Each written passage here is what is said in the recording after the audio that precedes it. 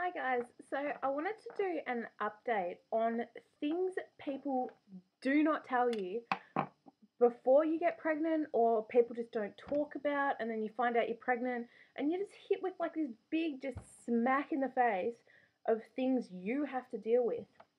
And it's pretty intense. I'm 21 and I'm not a teenager. I'm pretty mature in that, but I mean some of these things just scare the shit out of me. Like, seriously. So, number one, I do have a list here that I'm reading off. Number one is people, not people, like, people just don't come up to you and do this, but doctors and obstetricians, midwives, basically anyone that has to do with you giving birth touches your box. And for people who do not understand what box is, it is your baby pusher. Like, I haven't given birth yet, but I've got a couple of friends who have, and when you're in labor, like if you're going through the public health system, which is what I am, because in Australia, if I went to a private hospital, the ones in my area, they're sort of a little bit posh, if you know what I mean. And if you need a C-section, they will transfer you to the closest public hospital anyway. So, I mean, you're paying like $10,000 for something that, if it happens, I'd prefer to be down the hall from where I need my C-section for my life and my baby's life. So, I mean, that's why I chose public. And I think it's the best decision yet because, I mean, yes, I have private healthcare, but yeah, anyway. So, people touching you when you're in labour, public system, you're going to have at least 30 people. If you're in labour during shift change, people come and touch you. I've already had 4 midwife appointments where people touch you, and you have to get used to it. And they don't just touch you like touch you. Give me one tick. They don't touch you just like touch you. They actually like in there. Can't believe I just did that. Yeah. Anyway, you got to get used to it. And I mean, they do say when you have your baby, you lose all dignity. Not in a wrong way, but you do. Number two, heartburn. This is a big thing for me because it hurts. It's disgusting. You have reflux like constantly. You can't eat, you can't drink, you can't lay down. It's just, oh, it's horrible. Number four is constant criticism. When I say constant criticism, you have it coming from every single outlet in your life. The big one in my area is I live in a I'm not I'm not saying I'm rich or anything, but I live in an area that has a lot of posh mums. It also has a high demographic of teen mums, I suppose, because like I live across the road from the beach. It's that sort of an area. So there's the rich and then there's the teens. Now I'm between this because I mean I'm not a teenager, but I am a single mum because my partner died. Now from the older mums you get you're not holding your baby properly, and just a whole bitchiness thing like that, like oh you're not breastfeeding properly, you're not doing this. And I mean I'm not even a mum yet, and I've witnessed it from the excuse me from the young mums, teenage mums. It is a constant competition. My baby's got this, my baby's got that, and you have to deal with it. There's also criticism from family. Oh, how are you going to do your labor? Mine was natural. I had an epidural. I had this. It's just you do what you feel is best for yourself and your child. You're the only people that are going through that at that point in time. You need to make the right decision. And yeah, the next one is competition. Competition. Who's got the best baby stroller? Who's got this? Who's got that? And it's never ending. Like, I mean, I don't have a lot of money, and I've chosen what's best for me and my child. A lot of things I've got off eBay, like Baby Gap, Ralph Lauren stuff. Yes, I've brought it off eBay brand new, but I have got it very, very cheap. Like, cheaper than what you could get jumpsuits in, like, Kmart or Target. So that's a good thing to do. If you don't have a lot of money, search eBay, find the things. If you want good things, they're out there, believe me. The next big one is being your belly is public property. Now, people see your pregnant belly. Now, I'm not a big person, I suppose I might look fat on here, but like I'm a size 8 to 10. My belly is not very big, but as soon as you pop, as soon as you can tell you're pregnant, which happened probably about 15, 16 weeks for me, people started touching me. And first of all, they started your hair, oh, and then, oh, your belly. And literally, you are public property. Your belly. And I don't like people touching me. I don't get massages for a reason because I don't like strangers touching me. People, they just touch you. And then also, your life is public property. Oh, are you having a natural birth? Are you doing this? Are you doing that? What, it's just like none of their business. And it puts so much pressure on you. The next big one is, everyone talks about cravings and you'll eat at weird times. I eat every day at about 4 o'clock in the morning. I just had a bowl of Cocoa Pops. 4 o'clock in the morning. I hate milk and I hate Cocoa Pops. And that's all I wanted.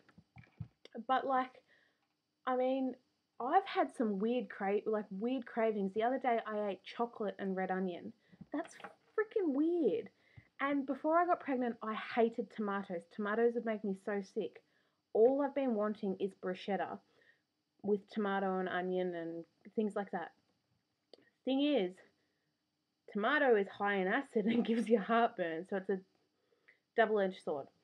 Anyway, another one is you get really hot and cold really easy. So it's really hard to regulate your body temperature, which is a really big one for me because, I don't sweat a lot, but I feel constantly warm anyway.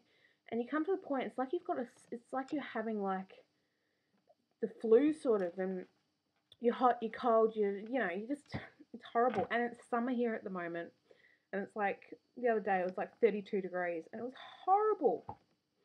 The next one is, I'm sorry to say it, and I'm not being disgusting, but needing to wee and wetting yourself. This has happened to me twice. I was in the supermarket when Bubs was about 23 weeks, and he flipped while I sneezed. And let's just say I had my little shopping trolley, I dropped it, and I ran. You just don't make eye contact. It's okay. It's only a little bit, but you need to be prepared. Like, nobody tells you. You lose like the ability to control your bladder. And it's not very nice. Like, it's a bit rough. The next big one is number 11, gas. And this is not another nice one, but you sort of it's not like gas as you would know gas. It's literally just air, and it's horrible. It hurts. Like, it hurts my stomach, and it's pretty, a lot of it. And people do say that pregnancy is gassy, and like, I never believed them, but it's pretty bad. The next big one is decisions. I thought there was like, breast, bottle, natural, cesarean. There's decisions about everything. Now, like, breast, bottle, I'm choosing breast. Natural, cesarean, I'm choosing natural. Doesn't stop there. Disposable nappy, cloth nappy. Change table, no change table. Baby powder, no baby powder. Are you going to swaddle or are you going to let them be natural? It's seriously never ending. Like, I have this giant as book about that thick of things I need to get for them. Now, prams. Prams are like 3-wheel, 4-wheel. Do you want a bassinet? It's just, seriously, it's decisions. And you know what? With these decisions, you get excited about things you never thought you'd get excited about. I seriously have a cloth diaper obsession. Like, I'm talking, I go crazy. I saw Superman cloth nappies the other day. I wanted like 10 of them. Anyway, I didn't buy them because I'm sensible, and yeah. Yeah, the next one's probably your boobs. Mine actually shrunk. It's really weird. Mine shrunk, and now they've got bigger, but things that happen with them, they get really sensitive.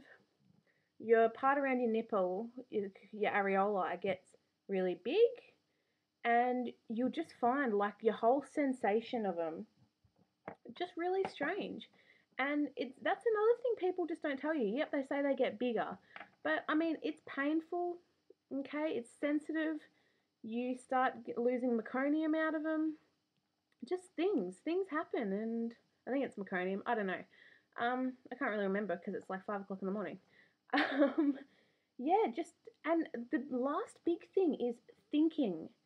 Now, I don't know anyone else who does this, but you think about everything.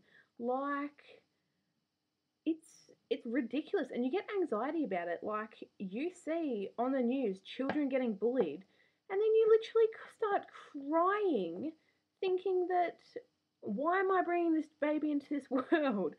And you think about like functionality of things. Like I wanted before I got pregnant, I was going to buy a brand new BMW like sports car thingy. That's not functional for a baby. And now, you just think about everything, even clothes, like brought clothes and stuff like that, and baby clothes. Like, you just literally think about the functionality of everything, and literally down to your own toothbrush. Like, you just think about everything, and you start, like, it's a natural instinct to protect them, and yeah, it's horrible. Not horrible, it's a good thing, but literally, it's like it's a mama instinct. It just happens. So anyway, yeah, that's probably my biggest main things. So leave a comment below, hit me up, do whatever, and thanks for watching. Bye.